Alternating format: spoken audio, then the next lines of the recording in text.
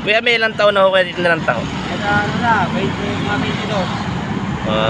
Sabi ko kay kuya, oh, para siyang chef ng, alam mo yung, hindi, parang nurse yata to. Pero, malinis talaga, nakagawa pa siya. Hindi, yung na-22 siya sa kuya, may pamilya ka na rin kuya. Oo. Yung mga anak mo, dyan mo na naman binuhay. Oo, hindi ako na binuhay.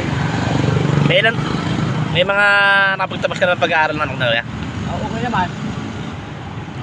Oo. Araw-araw, di ka nakakuha ng tao. Oo, wala akong pahinga dyan. Kaya, Kahit linggo, titignan pa rin ako. kaya mga ka-everyone, pag nakita niyo po si kuya, dito po siya may ere sa amin sa Marilao. Kaya may lumapit, bumili po kayo, saka sarap tao niya. Malasa. Kaya kuya, natutuwa ako sa iyo kasi mahilig din ako sa tao, pero ngayon lang ako nakakita ng agaya mo na ganyan yung uniform. Karamihan kasi nakikita ko sa mga nagtatao, Wala talaga. hindi sila naka-uniform. Pero ikaw, nakapang nurse ka, oh, kumpleto. Akala ko nga duty ka sa hospital eh. Tawag ka sa akin doon. Nga kuya eh. Kasi kakaiba ka oh. Oo. Ito hanggang sa face mask, ito mo. Di ba?